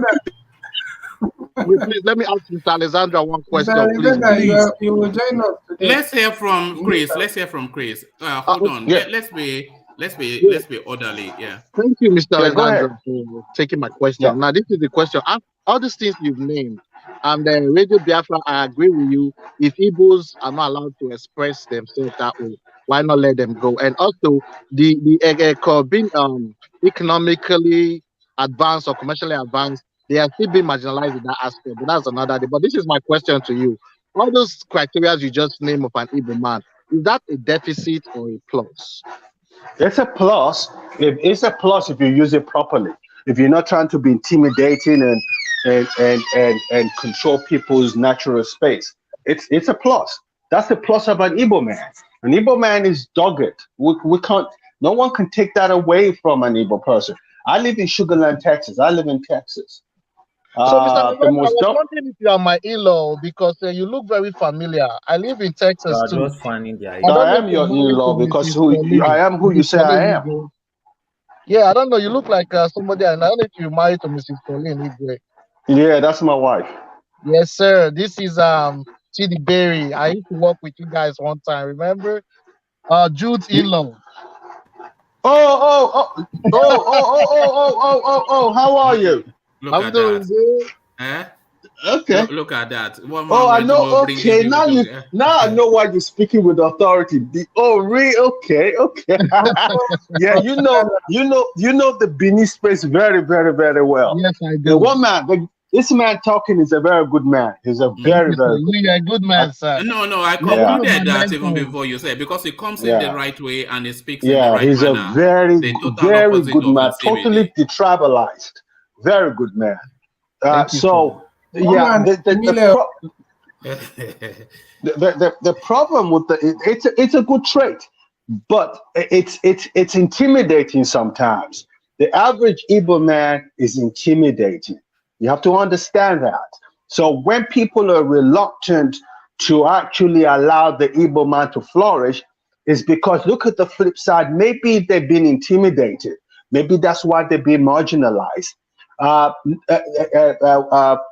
No one is saying that Igbo people shouldn't have their own nation. No one is saying that. The problem is the power that be, the people controlling this world, have too much vested interest in Nigeria, and Nigeria would not break up in my lifetime and your child's lifetime. Not let but Nigeria it would break up. But these people who you claim would not allow Nigeria to break, they would also not allow Nigeria to restructure. So what do we do? I don't know. I don't know how. You do know that what Alexander is essentially saying is that Igbos are spare part dealers. This is it not? No. Don't put words in my mouth right now, because I have someone on the platform that knows me very well. So this is it. We know that Igbo people, they know how to do containers, so that's not So if we can get rid of if we can get rid of that that intimidating mindset that the average Igbo person has, maybe we can move the Igbo space to the next level. Like I said when I started this conversation, the Igbo man is the most successful person in Nigeria from a commercial standpoint. They're only being marginalized, I hasten to add, in the day-to-day running of the country, because, like what I said, and said succinctly, please let me finish. Can I finish, please? How many times? Sorry. You this, man? Come on. Yeah. So in the day-to-day running of Nigeria, and that's because maybe, just maybe, the Hausa man, the Fulani man, the people you people call the white people of Nigeria, are not overly comfortable with the presence of the Igbo man. Look at it from that perspective too. It's not necessarily the fact that people are disdain Igbo people because of who they are. Maybe they are uncomfortable because of what they're bringing to the table. Consequently, they feel intimidated. You say Igbos are intimidating. What do you call Fulani man? The Fulani people are not. The last word that I would use to describe a Fulani man is intimidating. I would say timid. I'll say timid. Actually, they're not intimidated. I agree. So yeah, how do they're not intimidated? Control everything in Nigeria? Well, who allowed that? Precisely because they are timid. This just started because of Buhari trying to Fulanize the nation. It wasn't always like that. Boys, you sound like a young man. When did Fulani people start having this kind of power that people are asserting to right now in Nigeria? This is a new thing. This started about 10 years ago, 8 years ago under this man. Emir said that Fulanese will control. If it was Igbo person, they would not allow it. They will give it to the white man and all this thing. What about that period? That was said before you were born. Exactly. We've moved forward 50, 60 years. Don't go back to that. That's all propaganda. Since 1940. What about when IPOB moved Nigeria to become part of the Islamic State? Exactly. Yeah, that's got nothing to do with Igbo Hausa. That has nothing to do with Igbo Hausa, Yoruba, blah. That's a religious angle to it. And one man says it all the time on this platform. You guys have to realize, and I have to go for my meeting. So let me say this right now. Please, people should come to the realization that you have more Muslims in Nigeria than Christians. Please. It's not true. Always remember that. It is true. And I want to go off the back of what you said, but let Alexander land because you don't know Nigeria. So you don't even know. Exactly. You have more Muslims. You have more Muslims. Let me break it down for you. The north part of Nigeria probably is 70-30. The southern part of the Yoruba land is probably 55-45 in favor of the Muslims. And you have the Christians in the east. Consequently, when you look at it from that rationale, you know that Nigeria is a Muslim state. It's a Muslim state because it's dominated by Muslims. So if I'm not in support of him joining the Islamic nations, that's not what I'm talking about. But it's an Islamic state because you have more Muslims than Christians in Nigeria. That's the bottom line. And so sorry, in CBD. I want to dovetail off what Alexander just said, because I agree broadly with that as well. And even though Nigeria, just by a margin, but still more Muslims than Christians, administratively, it has always been a Christian country for reasons that it came off a British template, which is a Church of England template. So the Nigerian administrative, legal, political, everything structure is based on a Judeo-Christian template. But the mass of the population, just by a margin, are more Muslim than Christians. So if you say the IOC that Buhari Babangida joined up in, if you say that that's somewhat a counterbalance, it's not even. All of the Nigerian space is essentially predominantly governed via a Judeo-Christian template, and the mass of the population is Muslim. Let me conclude by giving a story that I'm very familiar with. During the slave trade, when the white man came to Nigeria, they hated to deal with Igbo people in terms of buying Igbo people as slaves. Because by the Igbo man's very nature, he's very conservative, he's very independent. I'm talking 300-400 years ago. I'm talking before my great-great-grandfather was born. So when they come to Africa, there was a very popular expression. When they come to Nigeria, there was a popular, we don't want anybody from the Bight of Biafra because that's a waste of investment. We want those ones in Yoruba land because they are submissive and they will do what we'll do. Let me back up my story. You can quote me on this. 300 years ago, I discussed it with an Igbo nurse of mine who my brother on the platform knows very well. A slave ship left somewhere around the Bight of Biafra and came to a place called Savannah, Georgia. The Igbo man looked at himself, looked at one another, held their hands and said, we would not live like this. We would not be subjected to this kind of rubbish. We cannot be enslaved, and jumped into the lagoon and killed themselves. Savannah, Georgia. This was 300, 400 years ago. That is the mindset of the Igbo man. Resilient, dogged, proud. So some people are naturally intimidated by that. And because Hausa people are timid people, maybe Igbo people are intimidating them. It's not necessarily because they hate you. You can't put your hand to your heart and say Hausa and Northerners hate us. You can't say that. You can't. But they are uncomfortable. Yes. Like you said something about I think I heard us about the the Igbo landing suicide amongst, obviously not the entire slaves that were taken from Igbo land. But what I'm trying to say is this. What I'm trying to say is this. When you talk to the white people when they arrived, did you see that letter that I think you can also find it somewhere online? When that Lord Lugard went to the Queen after he came, he was not just complaining about the Igbos. He complained about their dangerous. It's there online. Maybe I will go and look for it and send the link to one man. What did they complain about? That when he sent a feedback, when they came to the place called Nigeria now, and he sent a feedback to the Queen, he complained about the Yorubas, and he complained about the Hausas also.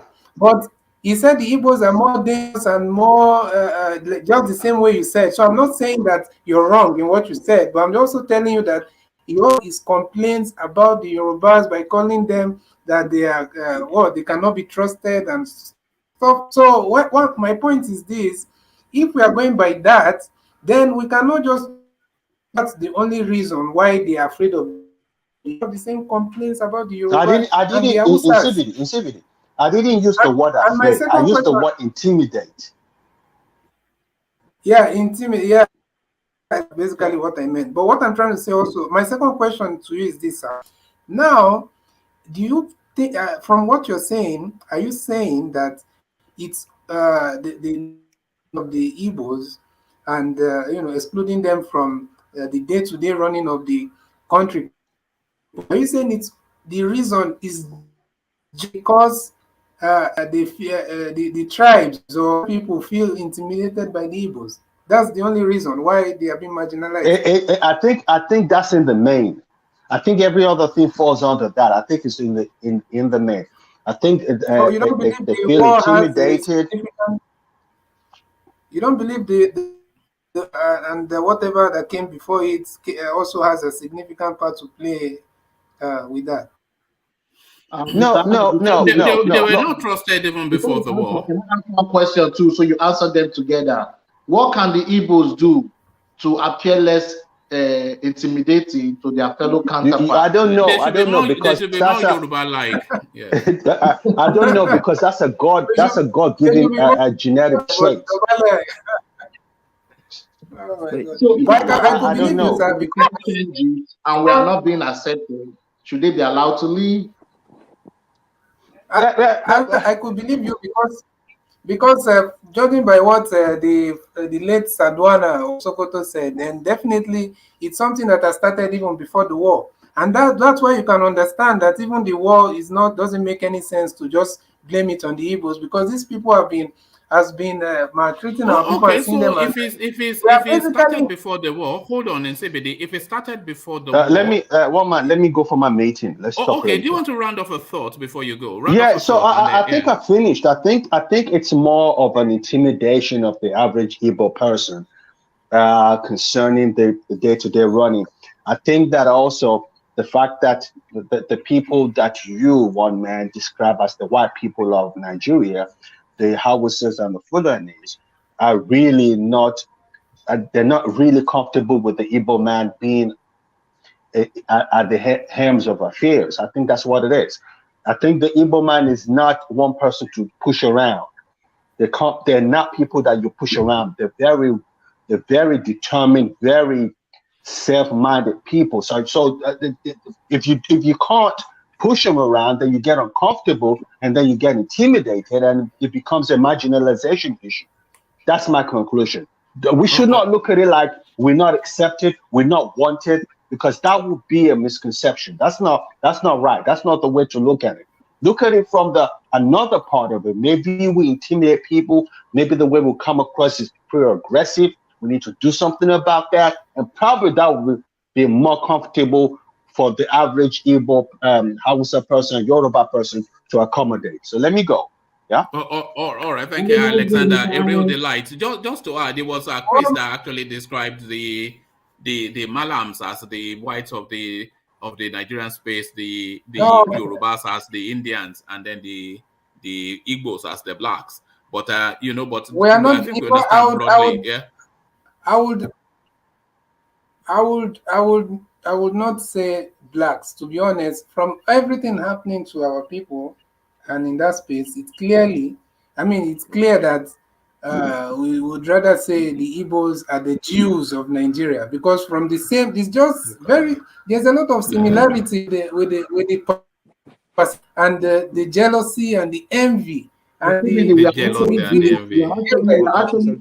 from the lineage of it's something that happened in Israel. You see, the same way people feel intimidated by the Jews in Germany, all over the world, and the same way. I won't say black, I would say Jews, because we even have similar cultures. From the lineage of God. God is one. Yeah, exactly. Don't do that, please. You start to you are opening. You are opening yourself up to ridicule. You are opening yourself up to ridicule if you want to do that. Books that were bought $1,000, $2,500, books that are limited edition. I just don't speak because I just want to speak. We are from the tribe of God through his son Eri. If you go to Anambra today, where that airport is, where that new airport is located is in a place called Umueri, meaning the children of Eri. Where is Eri from? If you go to the same Anambra, there's a place called Obi. All these things are there. Umuahia. Who is Ahia? Are you sitting down in CBD? Are you sitting down? One man, which yes, I'm sitting down. If you are not sitting down, then sit down, because I have a bit of what might be bad news for you. So sit down and brace yourself. In CBD, you are Black Africans from West Africa, a subsect of the Nigerian state called Igbo people. That's what you are. That's easy. And that is all you are. You are not Jews. You are not I can tell I am very sorry to black. be the bearer of Jews, bad news, but you are not you know Jews. that, You are so Black people. That, are you saying Africans. that Black to the. Are you saying that all the Jews are white? One man. Huh? You are not Jews. Oh, forget all that. The Jews are white. You are not Jews. Look at it. From this topic and talk about some other stuff on the line. Huh? Do we have any other stuff on the line? Yeah. Let me take you to a different. Although a lot of it is dominated actually by Eastern space, because Pa ADEBANJO was at a conference held by the Easterners. But let me take you, Chris, to this space. The terrorists released another photograph of abducted KADUNA ABUJA train passengers. So there's just pressuring it for the money, isn't it? You know, yeah. And when they release these pictures, they always make sure that if it's not the totality of women, the abundance of the victims are women. So then, of course, we start to form images in our heads of these women now in the hands of these bandits, and it pressures more a reaction. So what are you then making a month on, and these people are still in the custody? What are they even feeding them? They are probably just feeding them grass and sand. Yeah, first of all, let me address how what you said by the way they present the women and all that. I think it's strategy, you know. These people are strategic, you know. Yeah, of course. I mean, they're not idiots. Yeah, I'm telling you. So it all boils down to currency. It all boils down to money, in my opinion, you know. What do they want? They want money. The president know what they want apart from the money, but we, the masses, they say it's money they want. So who are they expecting to pay this money? Who are they doing those things for? Is it for the government or for the family members? Because if it is the family members, I believe if they had that money, they would have given it to these people so their loved ones would be released. So I think this is for the government. Now the question is, should the government pay these people? Do the government continue to pay these people to rescue Nigeria? Because the more, I think the first one they did opened the door for so many that came after it. If for the first time it happened, there was no financial negotiation, I don't think it would have continued. But what I think the government should do now is just pay the ransom, let those people come out and let them re-strategize and go after these people. They should remove those soldiers they have in the Southeast. The Southeast, let me tell you the truth, the Southeast is not the problem. The Southeast, the moment you release Nnamdi Kanu, the sit at home will cancel. The ESN people are going after the Fulanis. The moment you stop the Fulani crisis, the ESN ceases to exist. So those are strategies. So they know what to do, they just don't want to do it. But for some reason, we don't know. But they know best. You understand what I'm saying? So I think that's a strategy to get money from the government. And yeah, no, I mean, obviously, the sort of money, if you look at what they did, it's an audacious attempt, and they went all in. They blew up a train track, you know, they savaged the train, and then they took captives. So that's not to then be asking the families of the struggling passengers to go and be gathering 100,000 naira. No, that was really to ransom them to the government, and that is where the pressure is. But the question now is, should the government pay the ransom? Should the government pay the ransom is really where the question is. And these pictures now, they pull to the heartstrings, and you say the government should pay the ransom just to get these people back. But then if the government pays the ransom, how does that disincentivize this thing from happening again? They know that come what may, the government will pay the ransom because they've already paid it. So should the government not pay the ransom? If the government does not pay the ransom, then we know that that is the end of life for most, if not all of those people. So is it a price worth paying to prove the point that you're not going to pay ransom to bandits? So this is the situation now. But should they try to effect a rescue Do they have the capacity to effect that? No, So don't. all of these things now are in question. Should they pay the ransom? Some people will say yes, but some people will say no. But then to say no is to suggest that you're somewhat callous, especially when you see the images that these people put out. Are you then saying that that 14-year-old girl, that 60-year-old ma, they should all be left to their fates in the hands of these savages? So it's a very difficult position, but unfortunately, we don't have this right sort of governance that can handle this sort of thing, because Buhari doesn't have the brains, you know, and is also tribal and ethnic. So it's a difficult one, Chris. I don't think Buhari does not have the brain to go after these people. I just think it's the will and not wanting to do it for some reason, best known to him.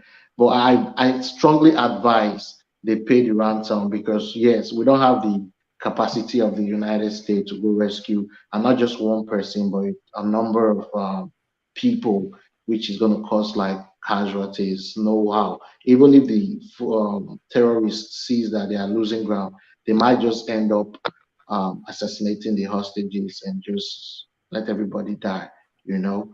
But I think they should pay the ransom and let those people come out to their loved ones. So if they pay the ransom, then what happens to the next train that goes from Kaduna to Abuja? Well, we've already gone past that Rubicon a long time ago. That's the first time they paid 100 million. We've already gone. This is not going to be the first time the Nigerian government is negotiating with the bandits financially. If they do it, they should just do it. They already opened that door, and these people walk through it. So they should rescue these ones. After all, all the billions or the money Wike is spending and Tinubu is donating, they should use a little from it and just rescue these people. It's still a good measure. Or even some of the money that they themselves are looting. Sorry, yes. Sorry, you know that Wike has given, I don't know, some people in Kaduna 200 million today. Yes, the IDPs. The man is using money. If we begin to count how much this guy is already about 2 billion naira down already. How about we do this? How about we go look at these people manifesto when that's in their asset. You know, when you get into office, you present your asset and everything you have before coming into office. Can we go back there and we'll see how much these people were worth? Asset declaration and see how much they were worth then. And let's come back. Where do you people think Wike is getting this money from one man? That's how we can the state coffers now. It's from the state coffers. We'll know how much they've accumulated while being in office. This man is flying private jets to every destination he goes for his campaign and giving people 50 million, 100 million, 200 million. Where is all this money coming from, one man? It's from the state coffers. It's not dipping his hand in his own pocket. And if he's dipping his hand in his own pocket, then where did he get the money? He was not known for anything before he became governor. And now he's just throwing money in the air like confetti. You know, it's the most crass thing. You're using state resources. If he has the same amount with Tinubu, honestly. In America, we call them money bag yo. Yeah, him and Tinubu are not having the same amount of, because the way the man is spending money, I'm starting to just look at it that it might be 200 million to the IDPs. And when they went to Benue, I think it was about 50, 100 million. And everywhere it goes is like Father Christmas has come. Okay, let me ask you one. What about the vice president that gave every delegate that came? Where did he get the money from? Where did he get the money from? Each delegate that came to visit him. You know, he did that in Ibadan. He gave them 250,000 each. How can a sitting vice president? As in no ethics. Yeah, but this is the thing now. And you know, when they announced the news, they announced it in a celebratory manner rather than in a probing manner, as though he was doing something altruistic. The simple question is, where did he get the money from? Because if you think he gave the delegates in Ibadan 250,000 each, and there are 7,800 delegates in in the PDP, in the APC that he has to convince, and he's not going to give them Nibado and then go to Sokoto and just shake their hands. So they'll get that baseline of 250,000, and then you multiply that by 7,800 people, and that is just thank you for coming, because that's just meeting them. When they get to the conference to really trash it out, that 750,000 will translate into 7.5 million each for 7,800 people, just for somebody on a salary. Because the vice president, no matter how well paid the office is a salaried earner. Where is he getting the money from? And they are not allowed to have business outside of government. It's unbelievable. One man, let me put. Are they allowed to have businesses outside of government? Are they allowed to have what? Businesses, like private business. No, they can have private businesses, but not run it themselves. So if you have a private thriving business and you come into governance, you pack it into some financial, you put it in the hands of trustees. So you are as distant from that business as you possibly can. Of course, you continue to make your income. This is what Abubakar Mallame's argument, that he has a lot of businesses before he came into government, and that is why he's able to build massive mansions and shopping malls all over Nigeria. So you can't have that. But I don't think anybody in business is giving out 250,000 naira to 7,800 people each. You know, so it's corruption. And one man, I know this might be a little off topic, but do you think that the momentum behind Atiku is really dwindling? No, I think it is. I think it is, and I think it is also for Tinubu as well. You know what the mistake I think Atiku and Tinubu made. I think they started too early. Well, I think Atiku, for one, has a steep hill to climb, just for the fact that the Northerner is just going to finish 8 years. That one, first of all, has been a stumbling block, even though he has tried to maneuver it with incoherent explanation of whatever way he's trying to. But for Tinubu own is just his age, and those things that happened to him earlier sticks. I think the sticks, like when he went to the palace and had some stuff in his clothes, a wet part in his clothes, all those things, I think they stick to Tinubu. Because every time I see him, those things come to my head every time I see him. So I can imagine for other people that have seen him.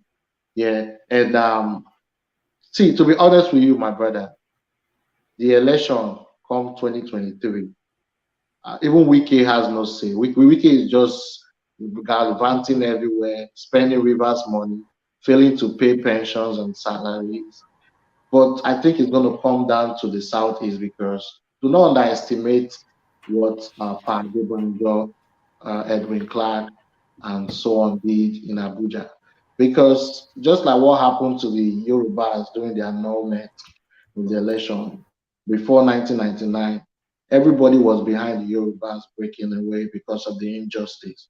Even the Western world was behind the Yorubas breaking up. That was why the Nigerian state, let me put it like that, fully run by the Northern hegemony, decided to say, okay, let's hand over this power to the Yorubas. Let's bring the Yorubas to our side. I think we are almost in that same crossroad with the East, because if you notice, the Southern governors have said they want the power to shift to the South. Chris, do you think this whole Southeastern presidency thing, do you think it's just a bit of a distraction and a nonsense? Do you think it's a nonsense?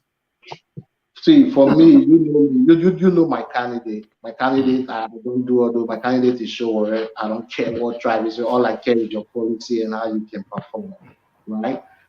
But in the present state of Nigeria, we all know Nigeria has not gotten to that state where we'll be like, let the best rule. All those things are fallacies. When we say let the best rule, those are fallacies. So Man, no. I don't think You don't it's. think? You don't think it's a nonsense? For the present Nigerian state, no, I don't think so. And I think that might be why you see Wike, like what Chris said, I think it's this kind of new high momentum building in the South that, president, because maybe that's why Wike is trying to just go there and Peter Obi's name all around, saying that you saw what he was saying in Anambra, miss their vote and all that, But unfortunately, Wike did a lot of damage his reputation to the ordinary people in the southeast. Even as it is right now, as much as Amechi is in the opposition and is like in the enemy's camp or whatever, people even feel more how do you say familiarity with Amechi, because the man was there shouting that he's from Benin, he's not Igbo. Then when they started talking, he came out and said he's from Igbo. So just a lot of, so he has a lot of I think he played wrong politics. So it doesn't matter how much he shouts now and how all the places he goes to and spend money. He's only gaining popularity with delegates or should I say politicians, if he's even gaining any, but not with the people. All right. Thank you, Nsibidi. So thank you, Nsibidi, and thank you, Chris. So, gentlemen, we've hit the 2-hour mark, and of course, you know what that means. The conversation, of course, we've not even started it. So, if you're available in the evening, then come. Then we need to expand more because there are areas that you touched on that I want to push you on, especially you, Chris. This is your thing for Sowore, and this eastern space that you don't want to abandon, even though you know it's just a non sequitur, just a bit of a nonsense. So I'll get you to admit that it's a nonsense in the evening, and in CBD already considered that it's a nonsense. So we know in CBD knows that God forbid, I can never consent. Is it consent to such? Look at that. All right. So gentlemen, thank you. So I'll leave it there. Carry the conversation on within the comment section, but here I say peace. Thanks, guys. Have a nice day.